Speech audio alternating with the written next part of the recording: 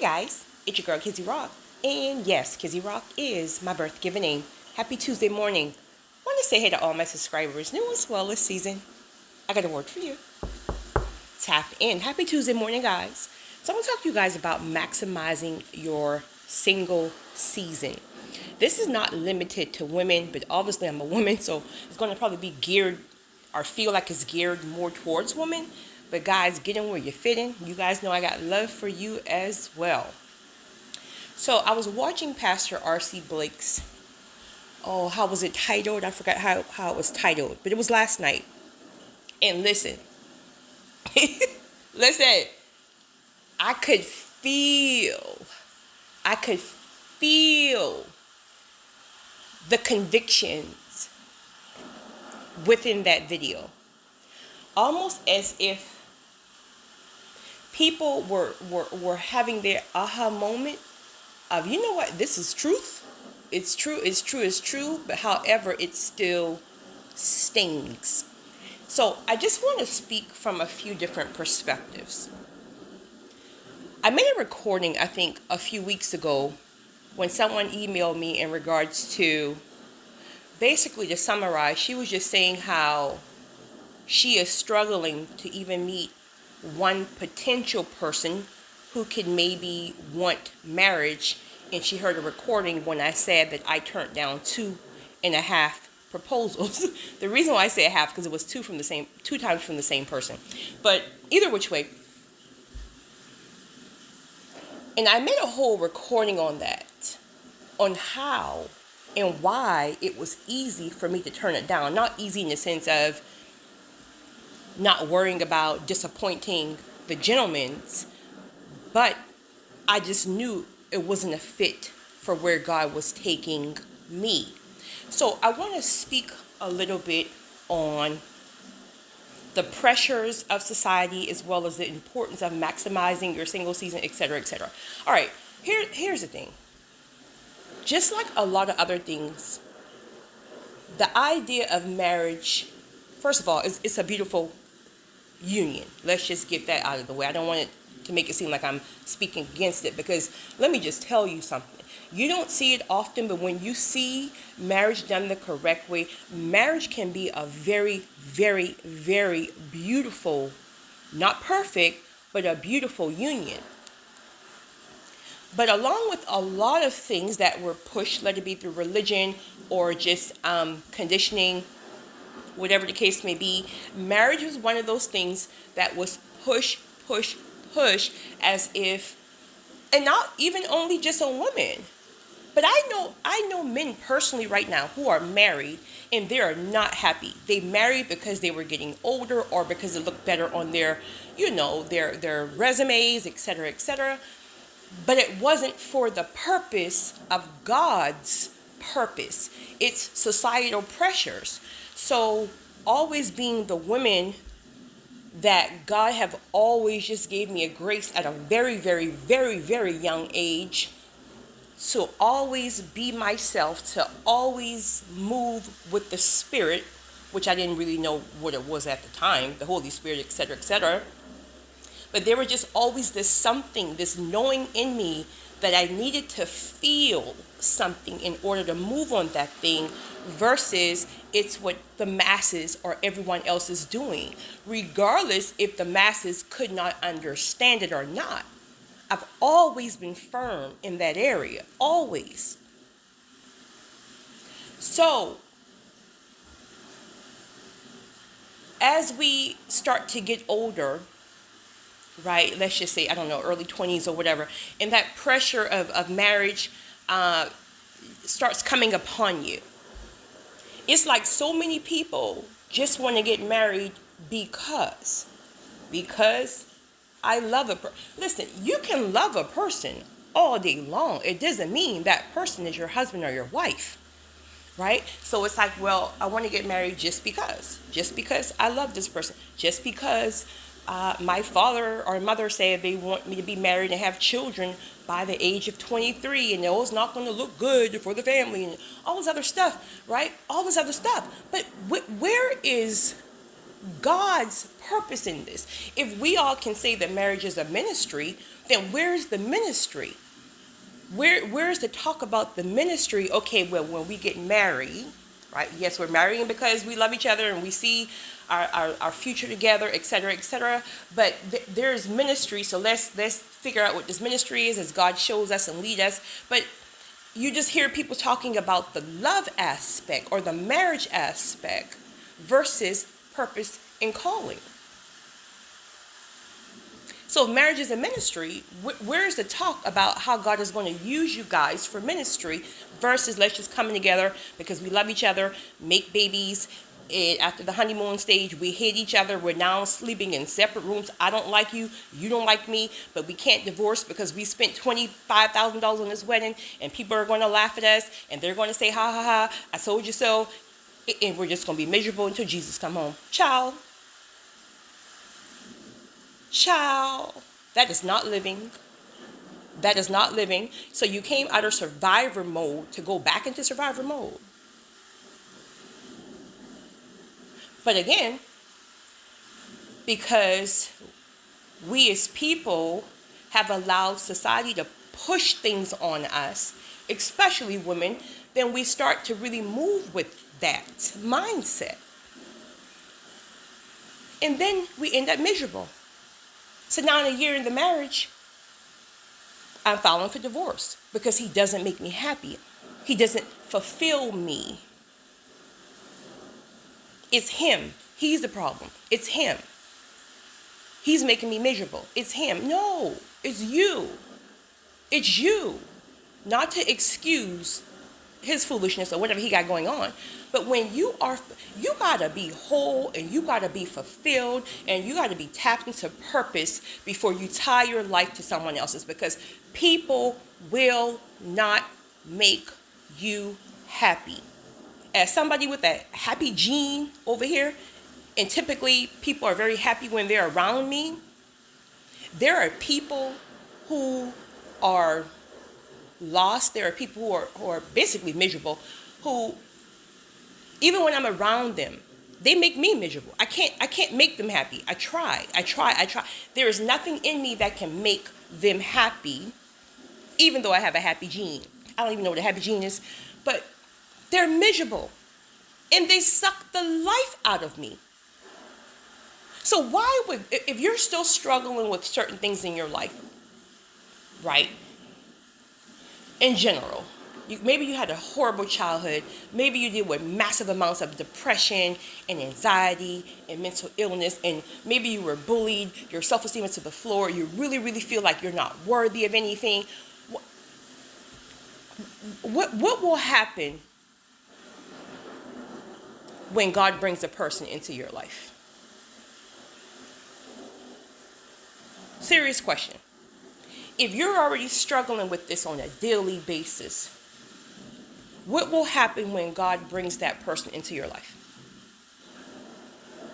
You are going to literally mess that marriage partnership up. Because now you're putting that pressure. First of all, we all got our own stuff, right? We all got our own stuff. So if you are seeking for this person to make you happy and they can't make you happy, you are going to torture them about why they don't make you happy and you're so miserable. When this person come home from their own stuff, again, because we all have our own stuff, life itself have already beat this person down, and you really just want to come to a house that's peaceful, the energy is uplifting, right? Because everybody's taking care of their own stuff. Now, when you walk on the door, all you got is this heaviness and this darkness of how sad I am, how unhappy I am. You don't make me happy because you were going to work from 8 to 5 and you're a horrible husband because you want to go and hang out with your friends for a few hours this weekend, and you just leave me in the house knowing I'm depressed and I'm miserable and I'm sad and you just don't make me happy.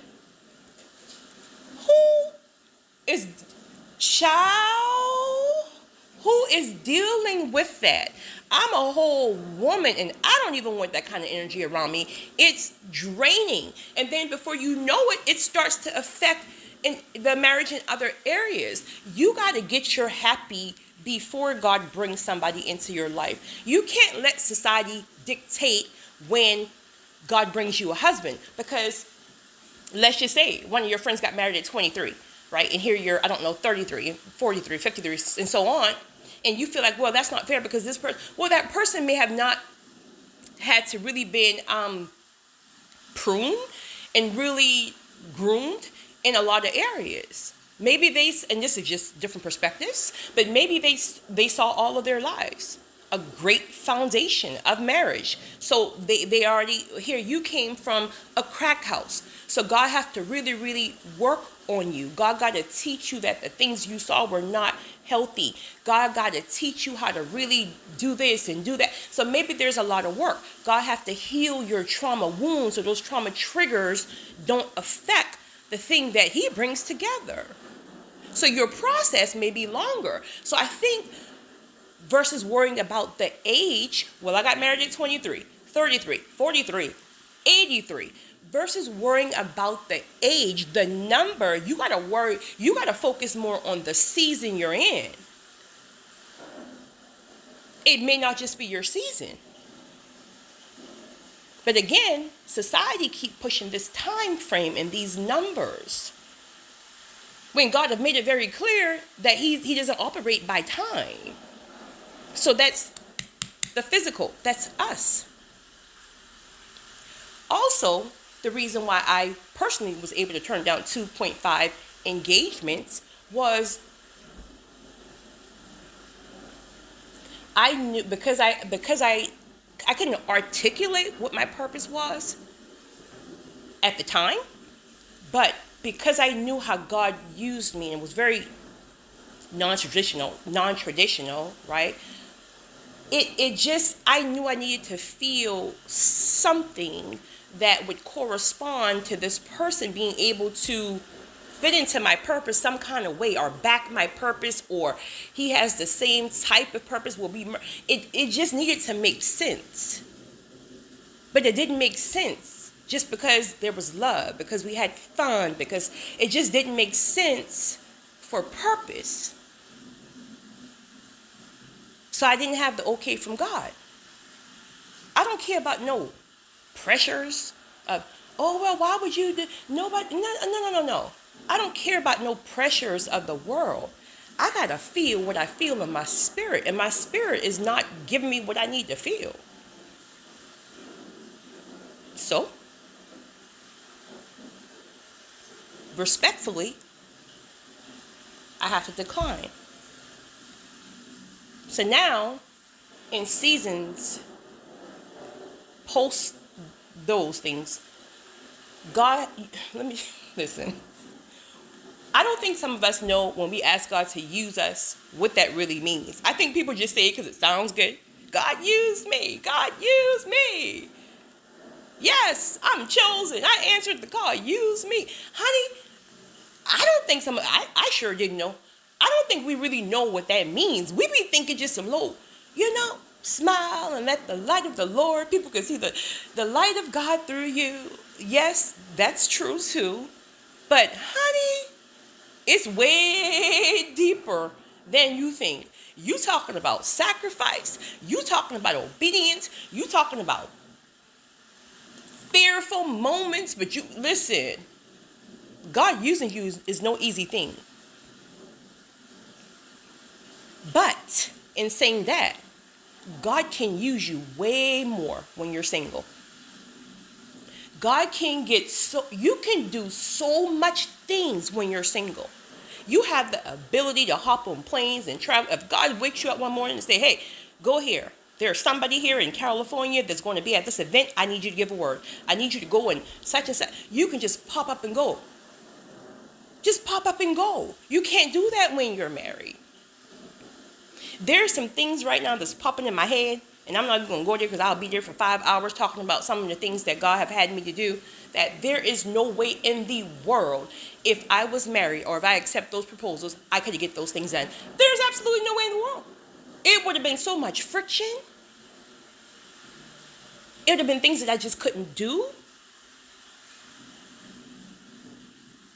So so really the question honestly, do you want a husband just to say you want a husband? And there's nothing wrong with that. There's nothing wrong with wanting partnerships and spouses. There's absolutely nothing wrong with that. But why do you want it is the question. Do you want it just because? Or do you want it because it's God ordained and there's truly purpose that God needs you guys to be in partnership with, etc., etc.?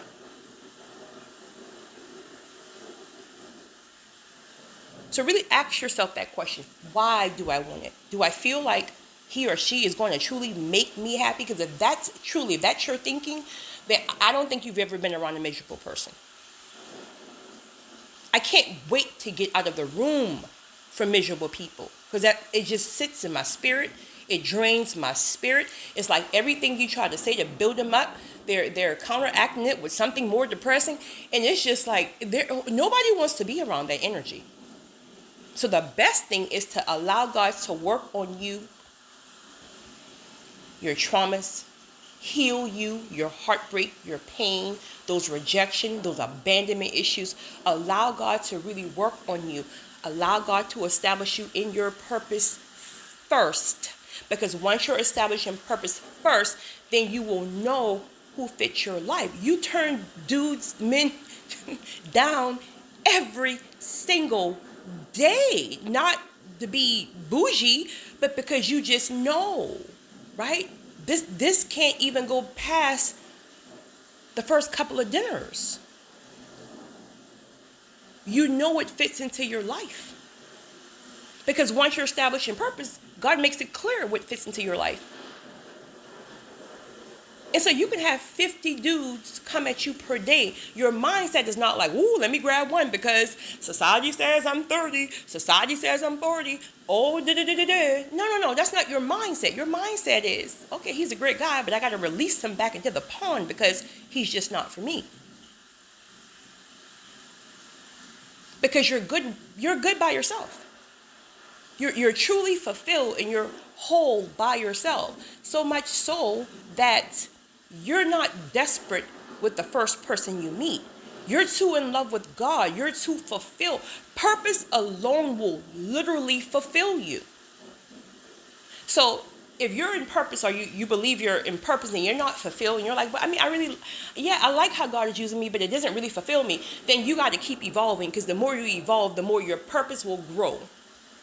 Like the way God used me in purpose 10 years ago is not now. God has me around like some elites, I guess, elites of elites, where before it may just have been my next door neighbor. And they're both great, but it evolves. So are you really open to God using you? Because again, we say it, but then God convicts you at the grocery store and say, hey, go and pay for that elder lady's food. And you're like, I'm not about... Or God convicts you and say, turn back around and give that homeless man the Chick-fil-A you just bought because you got food at the house. So God will literally give you little tests like that.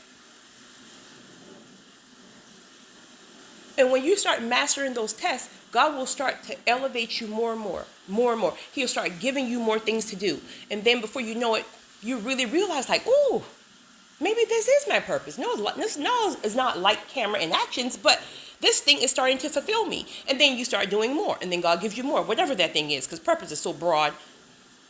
But the point of the matter is you got to be solid in your purpose first. Because you got choices, boo. You turn them down left or right, boo. Respectfully, boo. You don't chase, you attract. Point blank, period.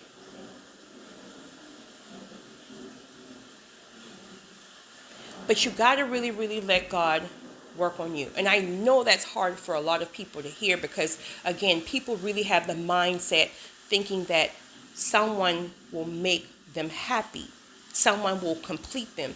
That is not your partner's job. It's really not. And it's really unfair to put that heaviness on them. That is your job to do the work first. Let God maximize you. Because see, when you do it, you're going to do it right. You were chosen, right? So this is why it's taking so long for some people, because You never saw it growing up. You're chosen to do it the right way so the next generation can see it done the right way. You wait on God. You married because of love and purpose and calling and ministry. You didn't do it just because we got kids together, just because our mortgage is tied up together, just because all that nonsense. Let me see, probably 10 people I can think about right now. I mean, it's more, but 10 people I can think about right now who are married. Out of those 10, I can probably say 2 are truly happy. And one of them had to really, really, really, really, really put some work in after it not being a great marriage. But this facade that the world and whoever has lied and make it seem like marriage is this and that. Honey, that fairy tale that people got up in their head about this stuff they saw as a child, as princess this and this, all this foolishness. That ain't it. That fairy tale of you're going to be happy all the time, and that ain't it.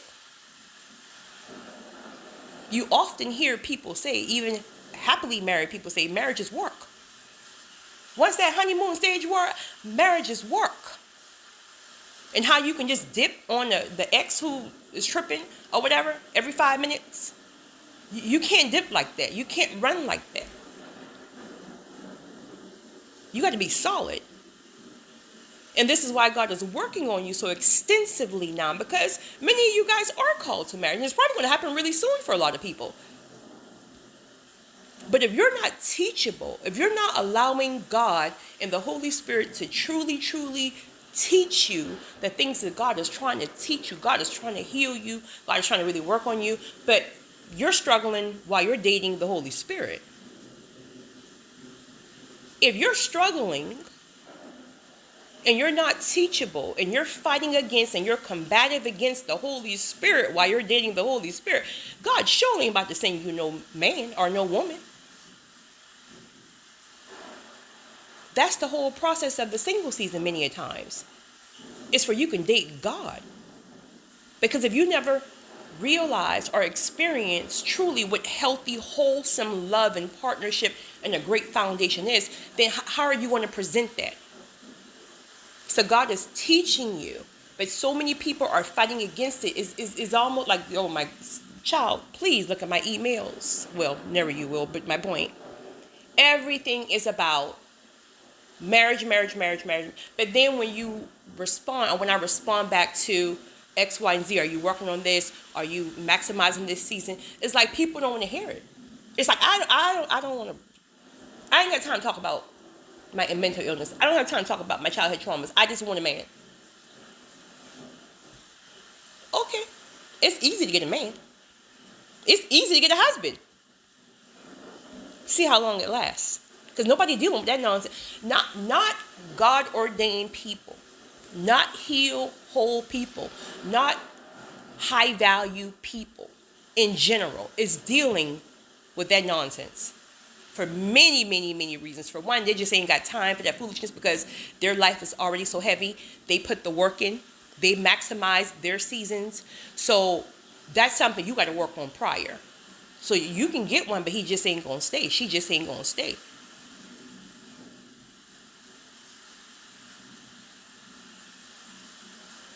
And these messages are not easy for a lot of people to hear, but it's truthful.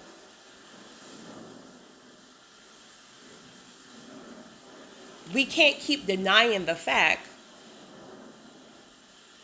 Never mind.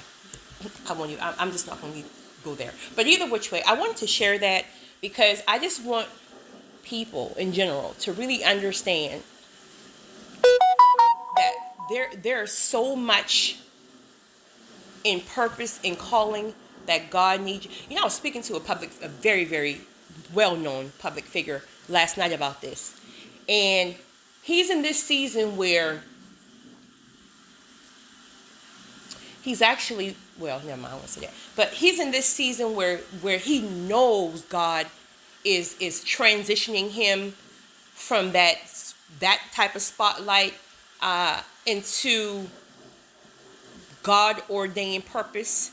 And it's not like, sorry guys, it's not like church or anything like that, but it's a God-ordained purpose. And he was just telling me too how the fact that he's not married, how the things that God has him currently working on, how it's a breeze that he's establishing things, right? But if he was married, there's no way in the world, because it calls for him to be out of the country right now, et cetera, et cetera. But there's no way in the world that he could have been able to get these things in order if he was married. Now, however, once you're establishing purpose, right? Once you got everything laid out in your foundation, there's a great chance God is going to bring your peoples. Seriously. So allow God to keep working on you, friends. I got to go. I'm sorry. Allow God to keep working on you guys. Ladies, listen, you are everything. I don't care if you're 30 or if you're 80. You are everything. Stop allowing society to make you think you don't have choices. The right person will find you. The right person will find you. But they can't find you right now because you're not who you need to be. Some of you are. Some of you already y'all just waiting on the door to open, honey. You put the work in, right? Stay the course any day now. Any day now. It's your girl, Kizzy Rock.